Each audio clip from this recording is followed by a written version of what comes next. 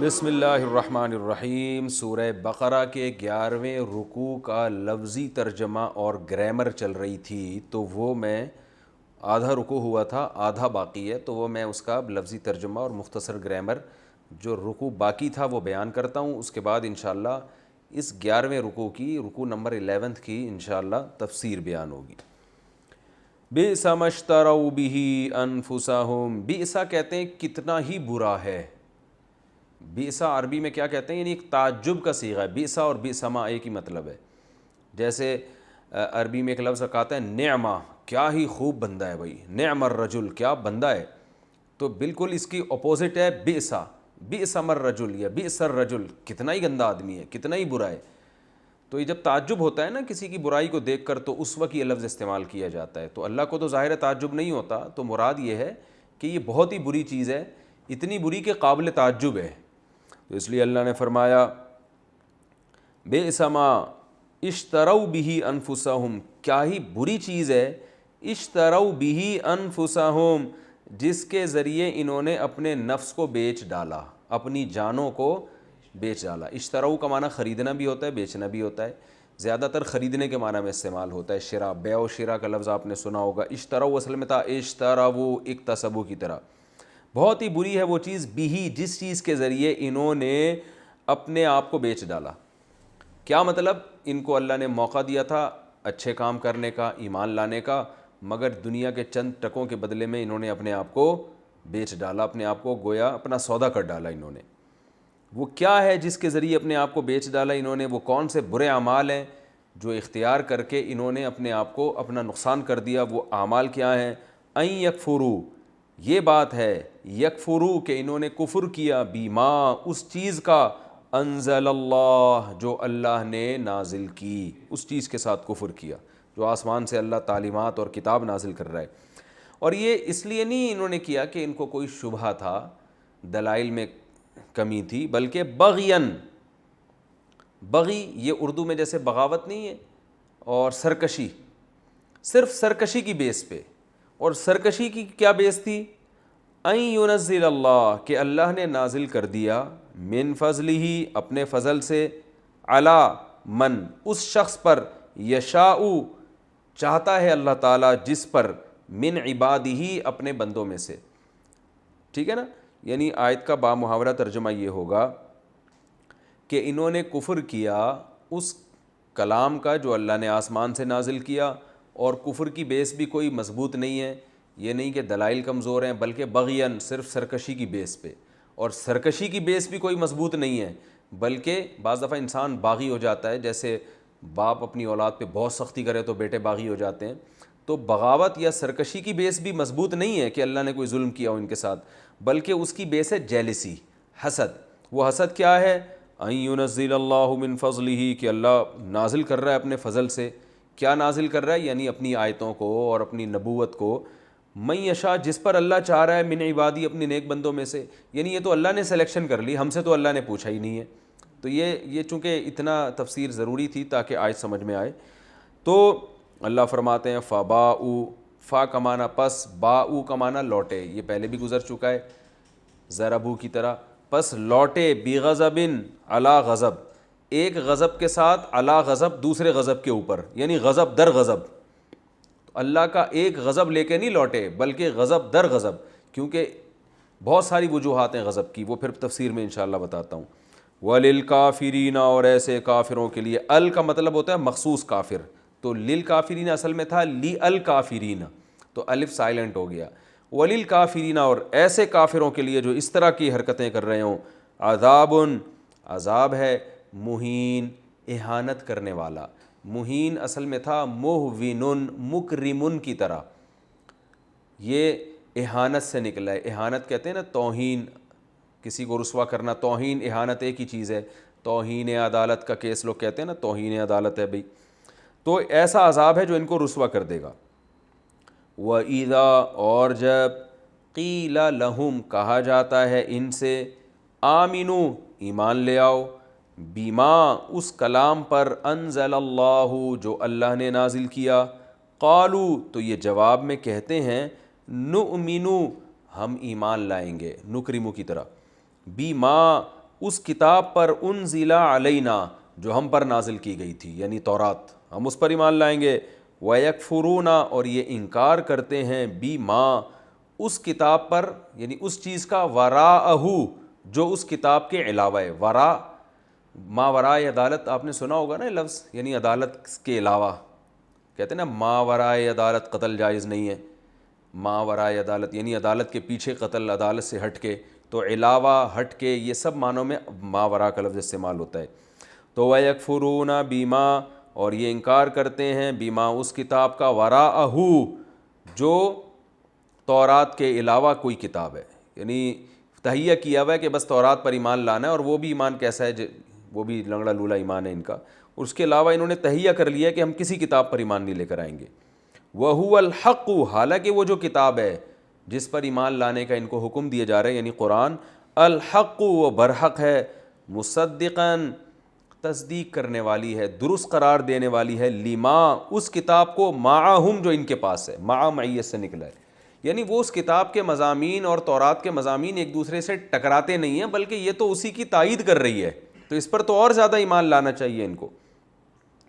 قل اے نبی آپ ان سے کہہ دیجئے، فلیما، فا کا معنی تو، یعنی تم جو کہتے ہو کہ ہم صرف تورات پر ایمان لائیں گے، تورات کے علاوہ کتابوں پر ایمان نہیں لائیں گے، تو ان سے پوچھئے کہ اگر ایسا صحیح ہے تو لما کیوں پھر تقتلون تم قتل کرتے ہو انبیاء اللہ اللہ کے نبیوں کو، من قبل اس سے پہلے، اگر تمہارا واقعی تورات پر ایمان ہوتا نا تو پھر پیغمبروں کو تم نے کس بیس پہ قتل کیا ہے؟ ان کنتم مؤمنین اگر تم ہو مومن، یعنی اس تورات پر ایمان کے دعوے میں بھی تم جھوٹے ہو۔ وَلَقَدْ جَاءَكُمْ اور تحقیق آ چکے ہیں تمہارے پاس، موسیٰ بالبینات واضح دلائل کے ساتھ، یعنی موسیٰ علیہ السلام کے بعد پیغمبروں کو تو تم نے قتل کیا، لیکن موسیٰ علیہ السلام پر تو ایمان کے دعوے دار ہو تم، ان کے ساتھ جو تم نے حشر کیا وہ بھی تمہیں معلوم ہے۔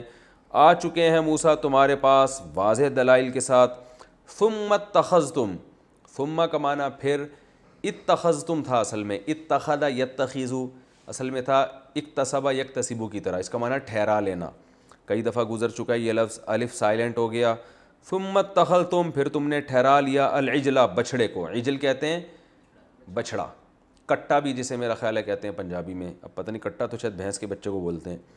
ثم اتخذتم العجلہ پھر تم نے ٹھہرا لیا بچھڑے کو، من بعدہ اس کے بعد بھی، یعنی موسیٰ علیہ السلام کے آنے کے بعد اور دلائل دیکھنے کے بعد، وَأَنْتُمْ اور تم ظالمون ظالم تھے، تم یہ سب غلط کر رہے تھے، وَإِذْ اور اس وقت کو بھی یاد کرو، اخذنا جب لیا ہم نے، اخذ کیا لیا ہم نے، میثاقکم تم سے مضبوط ایگریمنٹ، ورفعنا اور اٹھا لیا ہم نے، فوقکم تمہارے اوپر، فوق فوقیت سے نکلا ہے اوپر، الطورا کوہ طور کو، کوہ طور کو ہم نے تمہارے اوپر اٹھا لیا تھا، اس وقت کو بھی یاد کرو، خذو اور اس وقت ہم نے کہا تھا، یہاں یہ ہم نے کہا تھا کا لفظ محذوف ہے، اس وقت ہم نے کہا تھا خذو، خذ کا معنی ہوتا ہے پکڑو، عربی میں بھی آج یہ لفظ استعمال ہوتا ہے، سعودی عرب میں جائیں خذ، یہ لو بھائی، خذو پلورل ہے، جمع کا صیغہ ہے، پکڑو، ما اس کتاب کو، آتیناکم جو ہم نے تمہیں دی ہے،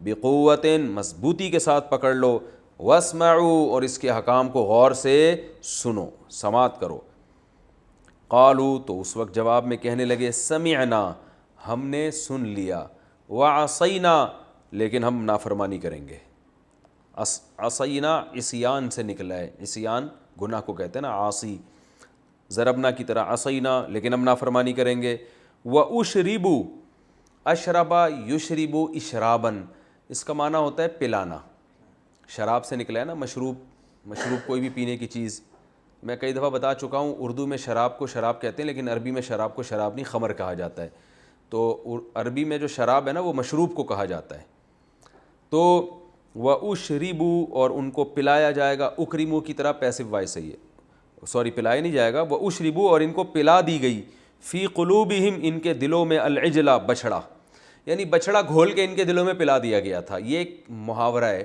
کہ بچھڑے کی محبت ان کے دلوں میں گھول کر ڈال دی گئی تھی، یعنی اتنا کچھ دیکھنے کے بعد بھی بچڑے کو معبود بنا رہے ہیں, اس کی عبادت کر رہے ہیں. اس کا مطلب بچڑے کی محبت گویا ان کے دلوں میں گھول کر ڈال دی گئی ہے شیطان کی طرف سے, بکفرہم, ان کے کفر کی وجہ سے, ناشکری کی وجہ سے. تو یہ سارے واقعات اے نبی آپ ان کو بتائیں اور پھر ان سے کہیں, قل, ان سے کہہ دیجئے, بئس ما, وہی بئس آ گیا نا, کتنا ہی برا ہے. کیا برا ہے؟ یأمرکم بہ ایمانکم, امر کرتا ہے جس چیز کا تمہارا ایمان, یعنی تمہارا ایمان تمہیں جن باتوں کا آرڈر کر رہا ہے وہ تو بہت ہی بری باتیں ہیں.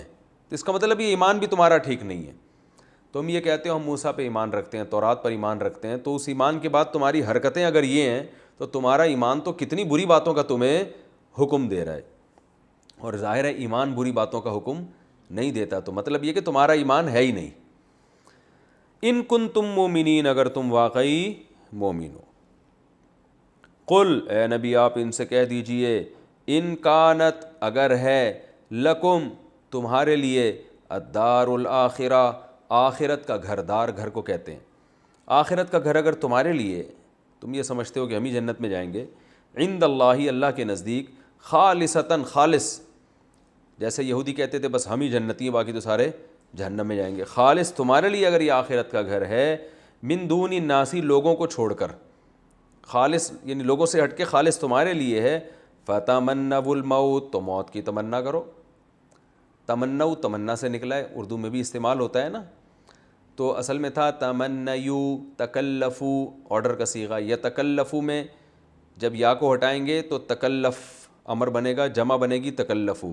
تو تتمنا اصل میں تھا یتتمنیو, یتصرفو کی طرح, تتصرفو کی طرح, تو شروع میں تا ہٹا دو, تمنیو بن گیا, تو پھر اس کو پڑھا جاتا ہے تمنو. فتمنوا الموت, تو موت کی تمنا کرو, ان کنتم صادقین, اگر تم سچے ہو. آگے اللہ فرماتے ہیں وَلَن يَتَمَنَّوْهُ, ہرگز, لن جب شروع میں لگتا ہے اس کا مطلب ہرگز یہ کام نہیں ہوگا, لن یضربا, ہرگز نہیں ہوگا, تو لن يَتَمَنَّوْهُ, ہو سے مراد موت ہے, یہ ہرگز موت کی تمنا نہیں کریں گے. کیوں نہیں کریں گے؟ بیما, ان اعمال کی وجہ سے, قدمت ایدیہم, جو ان کے ہاتھوں نے آگے بھیجے ہیں. قدم یقدم کا معنی آگے بھیجنا, ایدی ہاتھ کو, جو اعمال ان کے ہاتھ بھیج چکے ہیں نا آگے آخرت کے لیے, ان کو بھی پتہ ہے وہ کبھی موت کی تمنا نہیں کریں گے. واللہ علیم, اللہ جانتا ہے, بالظالمین, ایسے ظالموں کو. ال لگا ہوا ہے نا شروع میں, ال, تو خاص ظالم مراد وہ جن کا تذکرہ چل رہا ہے. اللہ ایسے ظالموں کو خوب جانتا ہے. آگے اللہ نے فرمایا وَلَتَجِدَنَّ, واو کا معنی اور, لام تاکید کے لیے, تجیدن اصل میں تھا تجیدو, اور تجیدو اصل میں تھا توجیدو, تضربو کی طرح. تضربو مارتا ہے یا مارے گا, توجیدو پاتا ہے یا پائے گا. تو ایک آدمی, موجود سے نکلا ہے نا, موجود پانا کسی چیز کو. اور نون تاکید کا لگ گیا آخر میں, تجیدن, تاکید پیدا ہو گئی, تم ضرور پاؤ گے, اور لام لگ گیا اور تاکید, تو اس کا مطلب ہوگا لتجیدن, آپ ضرور بالضرور پاؤ گے, ہم, ان یہودیوں کو, احرص الناس, لوگوں میں سب سے زیادہ حریص. احرص کمپیریٹیو ڈگری ہے, ازربو کی طرح, ازربو دوسرے کے مقابلے میں زیادہ مارنے والا. اتنی ڈیٹیل سے سمجھا رہا ہوں, اگر پھر بھی سمجھ میں نہیں آئے گا نا تو پھر بہت مشکل ہے آپ لوگ کا سمجھنا. احرص الناس, احرص حرص سے نکلا ہے, ازربو دوسرے کے مقابلے میں زیادہ مارنے والا, احرصو دوسرے کے مقابلے میں زیادہ حریص. تو احرص الناس, لوگوں کے مقابلے میں سب سے زیادہ حریص, یہ مطلب ہوگا. صحیح ہے نا, لوگوں میں سب سے زیادہ حریص, علی حیات, حیات پر. آپ ان کو پائیں گے لوگوں میں زندگی پر سب سے زیادہ حریص. حرص لالچ کو کہتے ہیں, یعنی زندہ رہنے کی سب سے زیادہ لالچ آپ کو اگر کسی میں نظر آئے گی تو کس میں نظر آئے گی؟ ان یہودیوں میں نظر آئے گی آپ کو. وَمِنَ الَّذِينَ أَشْرَكُوا, عام لوگوں سے بھی زیادہ, وَمِنَ الَّذِينَ, اور ان لوگوں سے بھی زیادہ, أَشْرَكُوا, جو شرک کرتے ہیں, یعنی مشرکین مکہ, جن کا کوئی سرے سے مذہب ہی نہیں ہے. حالانکہ وہ تو آسمانی مذہب کے حامل نہیں ہے نا, وہ تو ان سے بڑے مجرم ہیں, لیکن پھر بھی ان کے دل میں زندگی کی اتنی لالچ نہیں ہے عام کافروں کے دل میں, جو کسی کتاب کو مانتے ہی نہیں ہیں.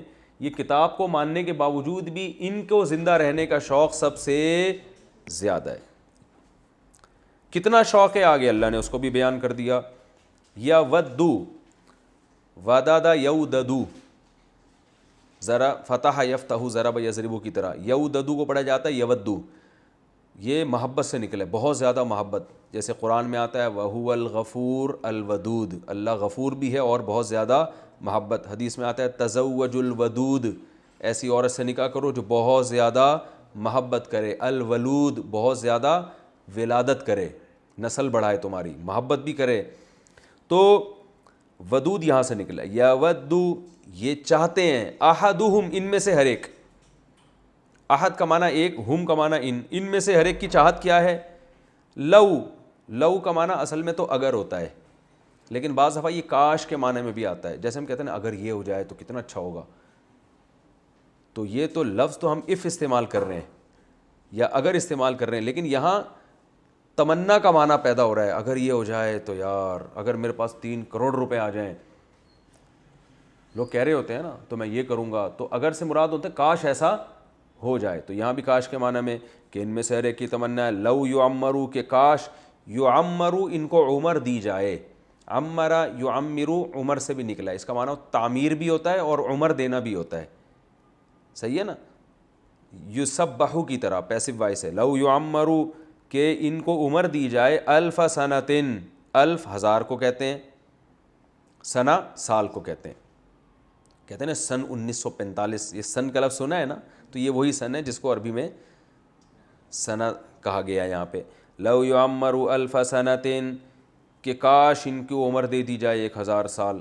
ان میں سے ہر ایک کی تمنا کیا ہے کہ کم از کم 1000 سال ہمیں زندہ رہنا بہت ہماری صحت کے لیے ضروری ہے.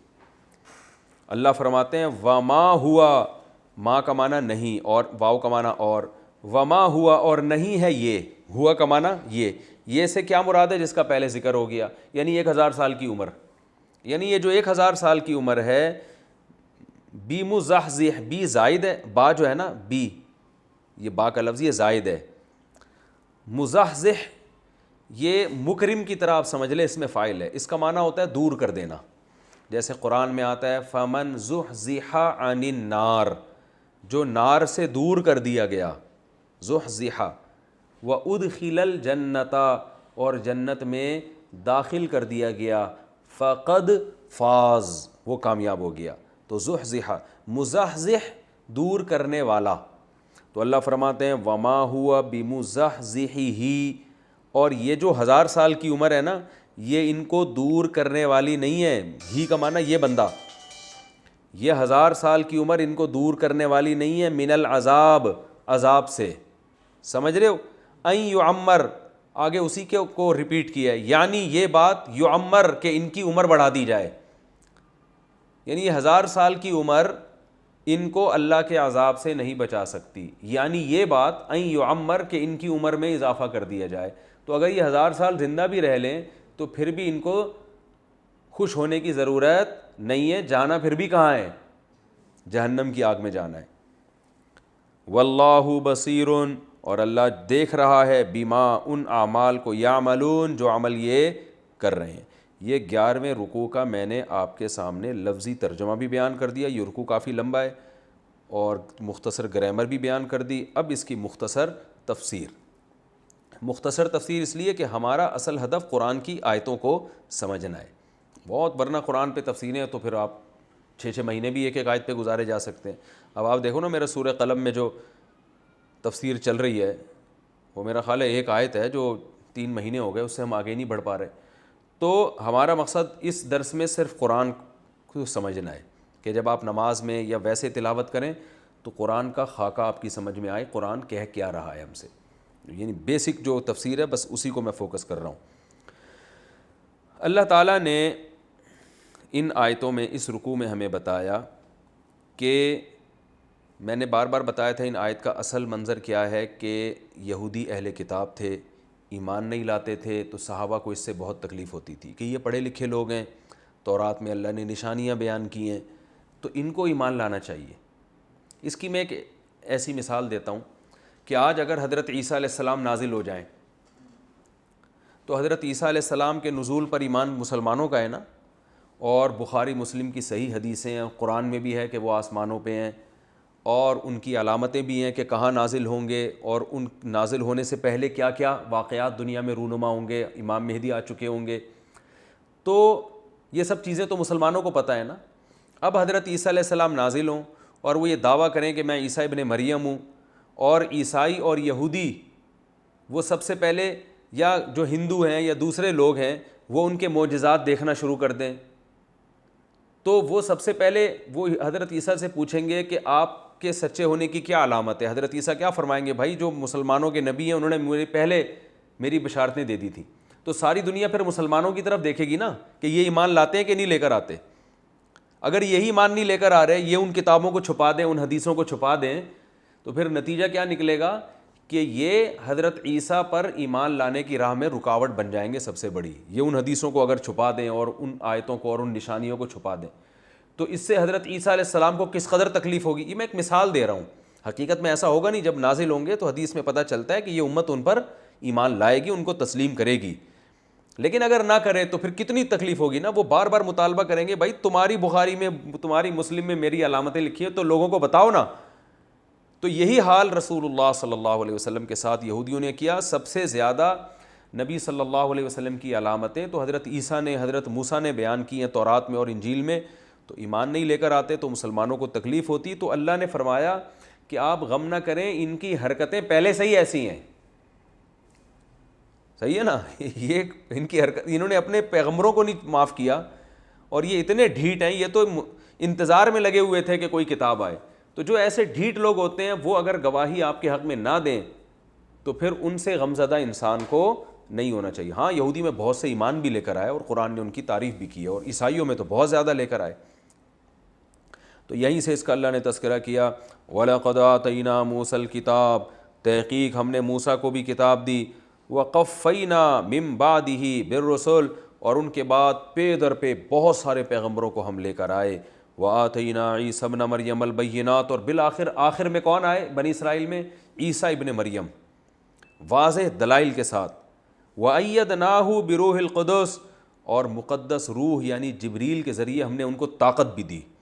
یعنی پیغمبر بھی طاقتور، ان کی دعوت بھی طاقتور، ان کا مشن بھی زبردست، اور مشن کو غالب کرنے کے لیے تمام اختیارات بھی اللہ نے ان کو دیے. اس کے باوجود اللہ فرماتے ہیں یہودیوں کی حرکتیں دیکھو، جو اس وقت موجود تھے ان کی حرکتیں کیا تھیں. روح القدس سے کیسے اللہ نے تقویت دی کہ جبریل علیہ السلام آپ کے ہر وقت ساتھ رہا کرتے تھے، اور دل میں آپ کو یہودیوں کی جو اس وقت آپ کا انکار کر رہے تھے نا، اس سے جو آپ کو غم ہوتا تھا تو آپ کو تسلی دیتے تھے، آپ کی تائید کرتے تھے، آپ کی حفاظت بھی انہوں نے کی.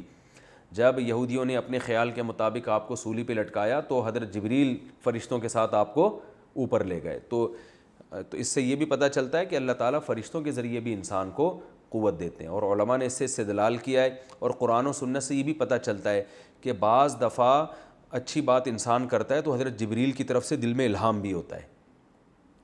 بعض باتیں علماء کی ہوتی ہے نا، کہتے ہیں یار یہ تو ایسی باتیں کر رہے ہیں کہ جس طرف عام آدمی کا دماغ نہیں جاتا، یہ تو وہبی ہیں، اللہ کی طرف سے ہبہ ہے، یہ تو الہامی ہے.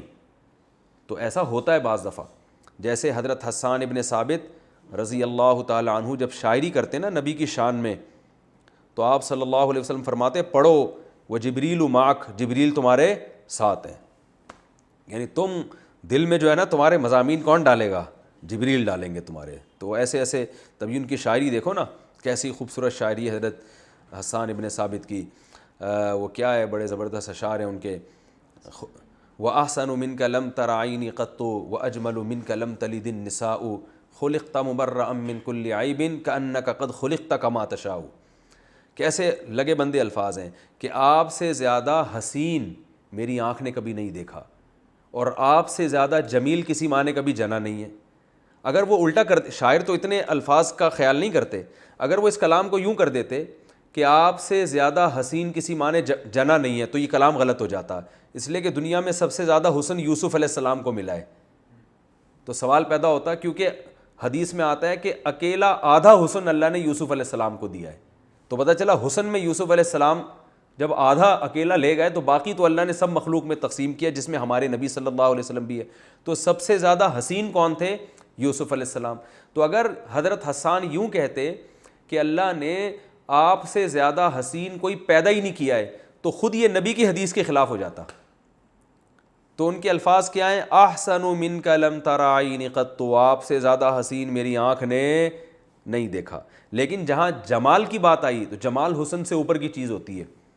اجمل منک لم تلد النساء، آپ سے زیادہ جمال کسی عورت نے پیدا کیا ہی نہیں ہے. یہ بالکل ٹھیک ہے، حسن میں سب سے آگے حضرت یوسف تھے، مگر جمال سب سے زیادہ رسول اللہ صلی اللہ علیہ وسلم کا تھا. حسن اور جمال میں کیا فرق ہے میں بیانات میں بتا چکا ہوں کئی بار. اور خلقت مبرأ من کل عیب، آپ کو پیدا کیا گیا ہے ہر عیب سے پاک، یعنی وہ عیب جو انسانوں میں عیب سمجھے جاتے ہیں.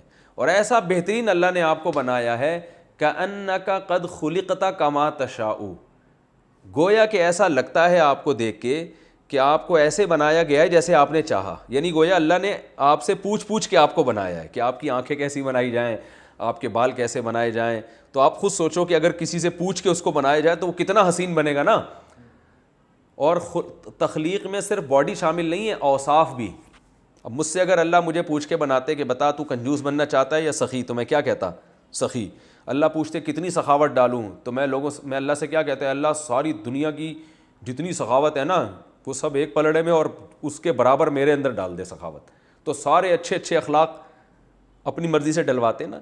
تو ایسا ہے نہیں کہ اللہ نے نبی کو نبی کی مرضی سے بنایا ہے، ایسا ہے نہیں، بلکہ اللہ نے اپنی مرضی سے بنایا ہے. تبھی حضرت حسان یہ نہیں کہہ رہے کہ حقیقت میں اللہ نے آپ سے پوچھ کے بنایا ہے. وہ کہہ رہے ہیں آپ کو دیکھ کے لگتا ایسا ہے، لگتا ایسا ہے، حقیقت تو نہیں ہے لیکن لگتا ایسا ہے. گویا اللہ نے آپ کو ایسا بنایا جیسا آپ نے چاہا. گویا آپ سے پوچھ کے تو یہ بتاؤ یہ وہابی کلام ہے یا نہیں ہے؟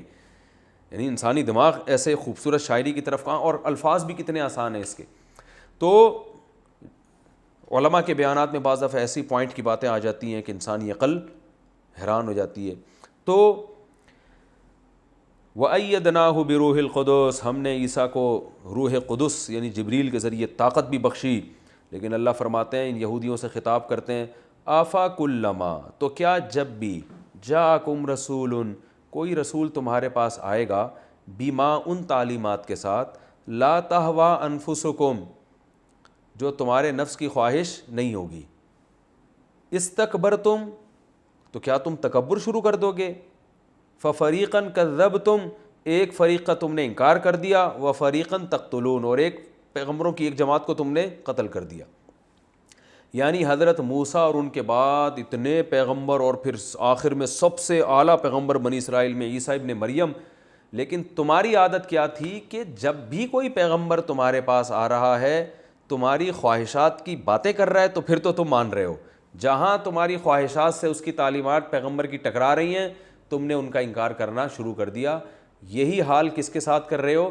محمد صلی اللہ علیہ وسلم کے ساتھ. کیونکہ وہ جو تعلیم دے رہے ہیں وہ تمہاری خواہشات کے خلاف ہیں. ان میں سب سے بڑی خواہش تمہاری کیا ہے؟ کہ سرداری، اور کہ ہم مقتدی ہیں. تو یہ سرداری تمہاری چھوٹ رہی ہے. تو اللہ فرماتے ہیں ہمیشہ ایسے کرتے ہو، یعنی اب تو ایسا نہ کرو، تم ہمیشہ ایسا کرتے رہے ہو.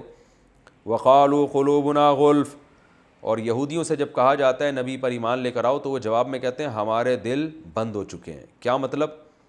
ہمیں اتنا پکا موسیٰ علیہ السلام پر ایمان ہے اور آپ کے بعد جو چند پیغمبروں پر، کہ اب ہمیں وہاں سے کوئی ہٹا نہیں سکتا، اور ہم محمد صلی اللہ علیہ وسلم پر ایمان لائیں گے نہیں. اس حوالے سے ہم بڑے استقامت والے لوگ ہیں.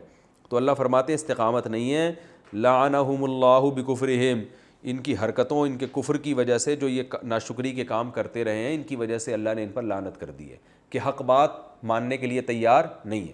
دیکھیں استقامت اور مضبوطی سے ڈٹ جانا یہ ایک اچھی صفت ہے، بشرطے کہ اچھے کام پر ہو. اور اگر برے کام پہ آپ ڈٹ جاؤ تو پھر آپ کہو میں جناب میری زبان ایک ہے اور میں جو کرتا ہوں وہ کنٹینیو کرتا ہی رہتا ہوں، پھر میں اسے چھوڑتا نہیں ہوں. تو بھائی اچھے کام کے بارے میں تو یہ ٹھیک ہے، برے کام کے بارے میں یہ استقامت اچھی چیز نہیں ہے. تو اللہ نے فرمایا یہ استقامت نہیں ہے کہ تمہارے دل مضبوط ہو چکے ہیں، غلاف میں آ چکے ہیں، اب پیک ہو چکے ہیں، بلکہ یہ تمہاری حرکتوں کی وجہ سے اللہ نے تم پر لعنت کر دی ہے. فَقَلِيلًا مَا يُؤْمِنُونَ، بس بہت ہی تھوڑا ہے یہ لوگ جو ایمان لے کر آتے ہیں، یعنی تھوڑا سا ایمان لاتے ہیں. جو ایمان جتنا لانا واجب ہے وہ ایمان نہیں لے کر آتے. وَلَمَّا جَاءَهُمْ كِتَابٌ مِّنْ عِندِ اللَّهِ، اور جب ان کے پاس اللہ کی طرف سے کتاب آ گئی، یعنی قرآن آ گیا، مُصَدِّقٌ لِّمَا مَعَهُمْ، اور وہ کتاب ان کی کتاب کی تصدیق بھی کر رہی ہے. یہ بار بار قرآن اس لیے ذکر کرتا ہے کہ بھئی جو کتاب ہے تمہاری کتابوں کی تصدیق اس لیے کہ اگر کوئی ایسی کتاب آئے جو ان کا انکار کر رہی ہو نا تو پھر بڑی آزمائش ہے.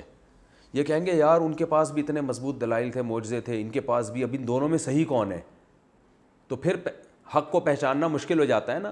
لیکن اگر نیا پیغمبر آ کے پرانے ہی پیغمبر کی تعلیمات کو عام کر رہا ہے, وہی عقائد بیان کر رہا ہے, تو پھر ایمان لانا آسان ہو جاتا ہے, کیونکہ اب آزمائش میں نہیں ڈالا جا رہا آپ کو, بلکہ اس پر بھی ایمان لاؤ, اس پر بھی ایمان لے کر آؤ. تو اللہ فرماتے ہیں جب ان کے پاس کتاب آ گئی اور وہ کتاب ان کی کتابوں کی تصدیق کر رہی ہے, وَكَانُوا مِن قَبْلُ يَسْتَفْتِحُونَ عَلَى الَّذِينَ كَفَرُوا, اور اس سے پہلے یہ لوگ جو عام کافر ہیں یعنی مشرکین مکہ, ان پر فتح بھی طلب کر رہے تھے. یعنی یہ انتظار میں تھے کہ آخری نبی آئے گا تو ہم اس کا ساتھ دیں گے, تو ان کے ذریعے ہمیں فتح ملے گی مشرکین مکہ پر, اور مکہ میں, مدینہ میں, ہر جگہ اور دنیا میں ہماری حکومت قائم ہوگی. لوگ آسمانی کتابوں والوں کی عزت کرنا شروع کر دیں گے, کیونکہ یہودی آسمانی کتابوں کے قائل تھے نا, تو یہ مذہب ہمارا نظریہ دنیا میں رائج ہوگا. ہر لحاظ سے فتح طلب کر رہے تھے. اور یستفتحون کا معنی جو یہ دوسرے بھی معنی کیے گئے ہیں لیکن راجح معنی یہ معلوم ہوتا ہے. فلما جاءہم, استفتاح کا معنی فتح طلب کرنا, اور فلما جاءہم ما عرفوا, بس جب آ گئی ان کے پاس وہ کتاب, وہ کتاب عرفوا جسے یہ خوب اچھی طرح پہچانتے ہیں. عرفان کا معنی پہچاننا, خوب پہچانتے ہیں کہ اللہ کی کتاب ہے. کفروا بھی, تو انہوں نے اس کا انکار کرنا شروع کر دیا. کیوں انکار کرنا شروع کر دیا؟ اس لیے کہ ان کو اندازہ ہوا کہ یار اگر ہمیں نبی کا ساتھ دیں گے تو دنیا پہ غلبہ تو حاصل ہوگا, لیکن اس کے لیے پہلے اپنی چودراہٹ بھی چھوڑنی پڑے گی, ٹھیک ہے نا. تو فی الحال اپنی چودراہٹ چھوڑنے کے لیے تیار نہیں تھے. پہلے تو کہا کرتے تھے, جیسے آج ہم حضرت عیسیٰ کا انتظار کر رہے ہیں نا کہ حضرت عیسیٰ آئیں گے تو ان کی میت میں جہاد ہوگا, پوری دنیا پر حکومت ہوگی, تو ہم تو انتظار کر رہے ہیں. لیکن جب حضرت عیسیٰ آئیں گے تو جو قوم کے بڑے بڑے چودھری ہوں گے نا, جن کی خلافت جا رہی ہوگی, ان کو سب سے زیادہ, ان میں جو 2 نمبر ہوں گے ان کو سب سے زیادہ تکلیف ہوگی کہ یار ان کے آنے کے بعد ہماری تو کوئی ویلیو رہی نہیں ہے. سمجھ رہے ہیں نا, کوئی بڑا جب آتا ہے تو چھوٹے کی تھوڑی ویلیو ہوتی ہے. فلعنۃ اللہ علی الکافرین, اللہ فرماتے ہیں ایسے کافروں پر لعنت جو کم بخت انتظار میں تھے کہ پیغمبر آئے اور کتاب آئے اور ہم یہ اور ہم یوں اور یہ ایسے ہو جائیں گے. مشرکین کو فخر سے کہا کرتے تھے کہ تم ابھی صبر کرو, بس ایک پیغمبر آنے والا ہے. تو جب آ گیا تو پھر اس کا وہ مشرکین ایمان لے کر آ رہے ہیں اور یہ ایمان نہیں لے کر آ رہے. بئس ما اشتروا بہ انفسہم, اللہ فرماتے ہیں بہت بری چیز ہے جس کے ذریعے انہوں نے اپنے نفسوں کو بیچ ڈالا. کیا بری چیز ہے جس کے ذریعے بیچ ڈالا؟ کفر کیا اس کتاب کا جو اللہ نے نازل کی. اور کفر کی بیس کیا ہے؟ سرکشی, بغاوت. اور بغاوت کی بیس کیا ہے؟ ان ینزل اللہ من فضلہ علی من یشاء, کہ پیغمبر تو ہم میں سے آنا چاہیے تھا, ہم سردار ہیں, ہم پڑھے لکھے. یہ امی لوگوں میں سے پیغمبر کیوں آ گئے جو یتیم ہیں, جن کے پاس پیسے نہیں ہیں, غریب ہیں؟ تو اللہ نے اپنا فضل جس پہ چاہا نازل کیا, اس سے ان کو کیا ہو رہی ہے؟ تکلیف ہو رہی ہے. فباؤوا بغضب علی غضب, پس یہ غضب در غضب لے کے لوٹے. ایک غضب تو اس بات کا کہ انہوں نے کفر کیا, انکار کیا. دوسرا غضب اس بات کا کہ انکار کی بیس کیا تھی؟ سرکشی. تیسرا غضب, سرکشی کی بیس بھی کوئی مضبوط نہیں ہے بلکہ جیلسی. تو غضب در غضب کا مطلب 2 غضب نہیں ہے بلکہ بہت سارے. بعض دفعہ عربی میں ایک چیز کو 2 دفعہ بیان کیا جاتا ہے, یہ نہیں بتانے کے لیے کہ 2 دفعہ, بلکہ یہ بتانے کے لیے کہ بہت دفعہ. وَلِلْكَافِرِينَ عَذَابٌ مُّهِينٌ, اور ایسے کافروں کے لیے ذلت والا عذاب ہے. دیکھو قرآن میں جو آتا ہے نا, دردناک عذاب, ذلت والا عذاب, بڑا عذاب, اس میں بھی کوئی حکمت ہوتی ہے کہ ورڈنگ چینج کیوں ہو رہی ہے. یہاں ذلت والا عذاب اس لیے کہ یہاں یہ جیلسی کی وجہ سے ایمان نہیں لے کر آ رہے, اور جیلسی کیا کہ ان کی عزت زیادہ ہماری کم.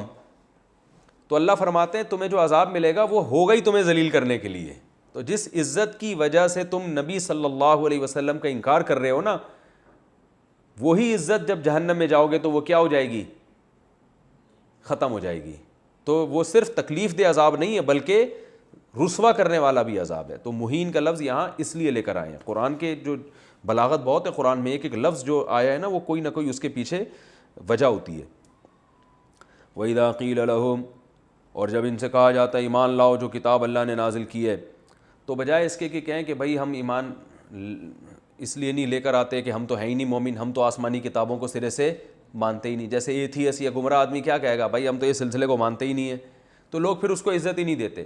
لیکن ان میں دنیا سے محبت اتنی ہے کہ یہ اپنا مومن ہونا، مومن کا جو لفظ ہے وہ بھی نہیں دور کرنا چاہتے اپنے آپ سے، بلکہ چاہتے ہیں کہ ہمیں لوگ کیا کہیں، پیغمبروں پر ایمان والے لوگ، تورات کو ماننے والے، موسیٰ کلیم اللہ کو ماننے والے. تو یہ لفظ اور یہ لقب بھی اپنے سے ہٹانا نہیں چاہتے، انکار بھی کر رہے ہیں سچے پیغمبر کا، اور چاہتے ہیں کہ جیسے ہم کہتے ہیں نا پیڑے کھانے کا، فری میں پیڑے کھانے کا شوق، کہ کفر بھی کر رہے ہیں لیکن لیبل کیا چاہتے ہیں، ایمان کا لیبل لگا رہے. تو ان آیتوں میں اللہ نے ان کے ایمان کی حقیقت بیان کی ہے کہ ایمان کا لیبل جو تم نے لگایا ہوا ہے یہ بھی صرف فارمیلٹی پوری کی ہوئی ہے، ورنہ جن پیغمبروں پر تم ایمان کا دعویٰ کرتے ہو حقیقت میں ان پر بھی تمہارا ایمان نہیں.